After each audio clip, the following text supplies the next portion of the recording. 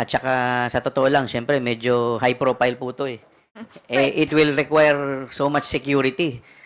Security risk po 'to dahil pangalawang pangulo po 'to. I do not know if we have enough security dito para mabantayan ng pangalawang pangulo. At saka, i-escortan po siya ng ating Sergeant at Arms, tao ng Sergeant at Arms, kasama si Attorney Zulaika for the duration ng kanyang detention na ikukulong. At yun naman po ay pinayagan naman po natin. Ang isa pa pong sulat na natanggap po natin kay Congressman Pulong Duterte, kung po pwede, instead na dun sa detention facility, ilipat dun sa kanyang office.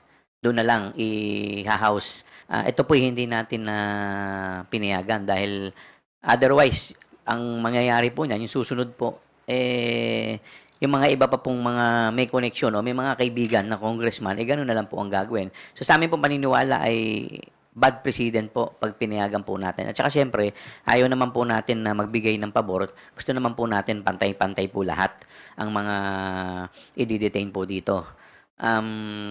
Sumulat po ulit sa atin si Attorney Zulaika. May mga 5 po siyang concessions na hinihingi. Una, na mabigyan siya ng companion para masamahan siya sa kanyang pag-i-stay.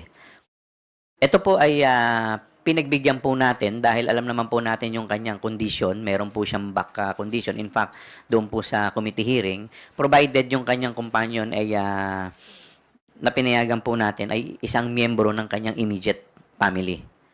Ang pangalawang concession na hinihingi po niya ay mabigyan siya ng daily visit ng kanyang personal physician para ma-check yung kanyang health status. At ito naman po ay ating pinagbigyan na payagan siya provided na makipag-coordinate sa ating Sergeant at Arms, sa opisina ng Sergeant at Arms at sumunod sa mga guidelines. Pangatlo po, humingi po siya ng permiso para regularly na magkaroon ng rehabilitation session sa kanyang frozen shoulder. So ito po ay pinayagan po natin provided na yung time, yung place at saka siya ay bibigyan ng escort ng ating Sergeant at Arms. Pangatlo, humihingi siya ng security personnel na po pwede na may designate. So, ito po pumayag tayo subject to the condition na tayo yung security po natin dito sa house ang ibibigay po natin. At ang ikalima po, nabigyan siya ng permiso na yung staff at saka council niya bisitahin siya sa Sunday dahil meron daw in preparation for the Monday sa hearing.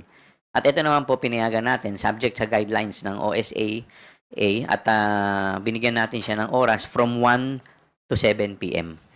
So, yun po. So, halos, kung makikita naman po ninyo, halos lahat naman po ng hiningi nila na concessions ay binigay natin subject to certain conditions. Ang request po kasi niya is samahan si Attorney Zulaika sa loob ng detention. Sa lahat po ng bibisita sa ating mga nakadetain, ang policy po natin is pag merong session, inaalaw ho natin hanggang alas 7 ng gabi. Dahil obviously marami yung tao from Monday to Wednesday. However, pag po Thursday hanggang weekend, subject po sa approval ng committee na may hold po dun sa So, pwede ho nating i-allow hanggang 7 din ng gabi. Dahil anything beyond that, overtime na nga po, tama po si Chairman Chua, napakarami yung security yung kailangan nating i-devote doon sa isang bisita lamang. Simple lang po ang opinion ko po dito. Sana naman po yung respeto po at yung leniency na binibigay po natin sa ating Vice President, suklian din naman po niya ng respeto sa atin. Yung mga tao po, kagaya po ni Sergeant at Arms at yung mga personnel po dito po sa House Rep, ginagawa lamang po yung kanilang trabaho alinsunod po sa guidelines. So, pag may nangyari naman po, unang-una po, si ating Vice President, high profile po yan na personality. Hindi naman po yung ordinaryong mamamayan. Pag may nangyari po dyan, sagutin din po nila yan. So, sana po, wala naman pong masama na makipagtulungan sa amin. Lahat naman po, as long as within the bounds of law, ay ibibigay naman po namin. Ang hinihiling lang po namin, sana po sumunod lamang po nang sa ganun ay hindi na magkaroon ng ganitong klaseng issue. Respect begets respect. Yun lang po.